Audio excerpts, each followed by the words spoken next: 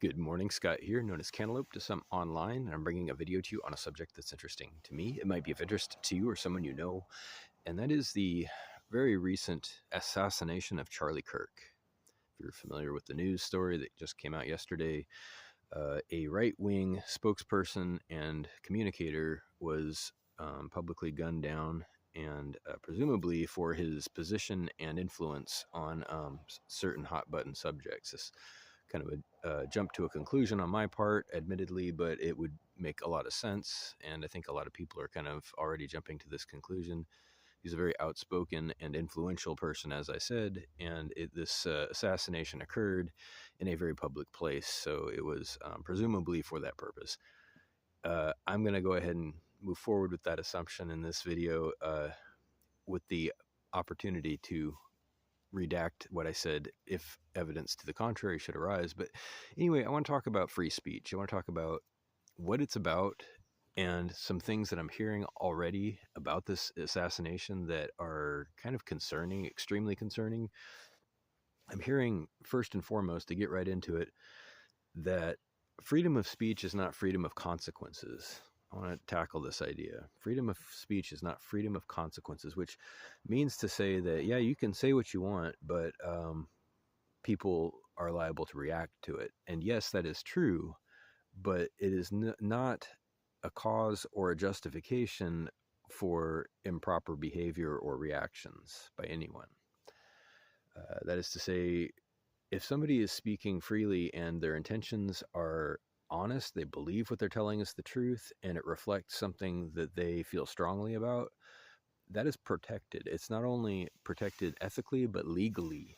And it is as inappropriate to say that an assassination is a reaction or consequence to speaking out as it is to say that being robbed is a consequence of carrying money. Okay, hopefully you understand the connection there. So you should be allowed to carry money is the point. You can't be blamed for being robbed just for having money. You cannot be blamed for being killed just for speaking out.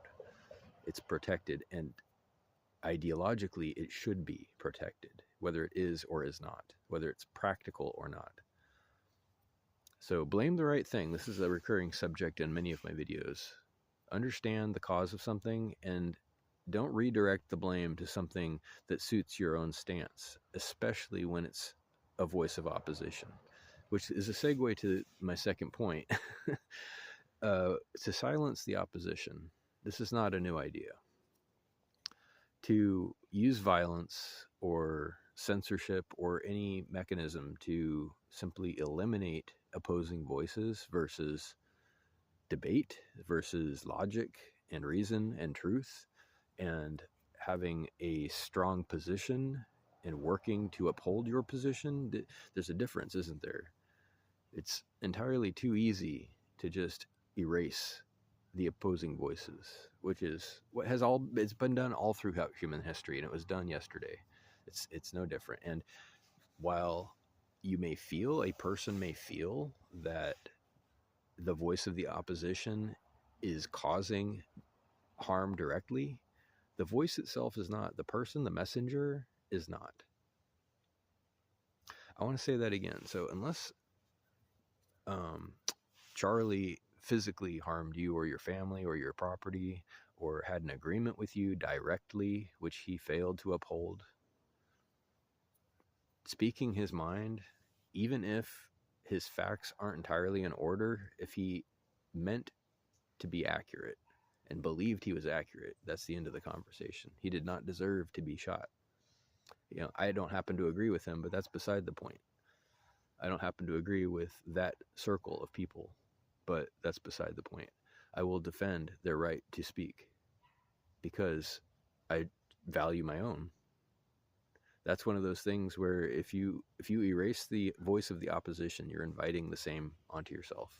You're inviting other people who may or may not agree with you to do the same thing. And that's where the idea falls apart.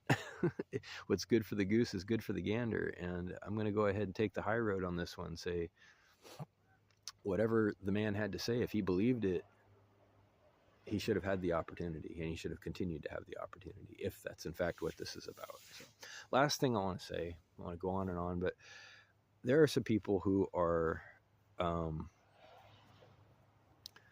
voicing not delight or celebration, and I think that they are trying to figure out how best to broach the subject of progress in this event. And it's awkward for them because it's supposed to be awkward. You're not supposed to celebrate the death of, or the assassination of a human being in your community.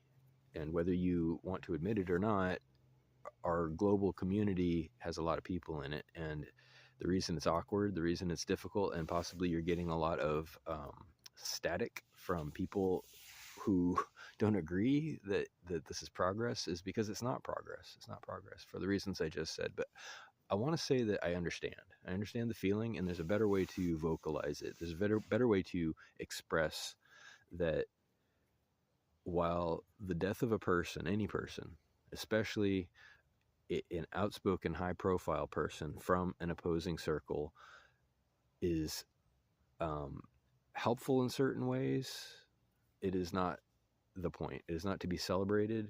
It's tragic because Charlie had family and friends. He did.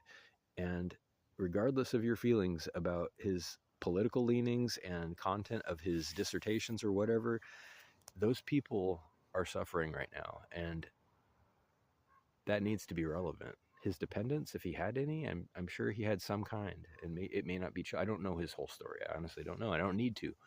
I know that every one of us has someone somewhere that cares about us. And those people are the victims when there's an assassination or whatever. So maybe think about that. Think about that and concentrate on moving forward.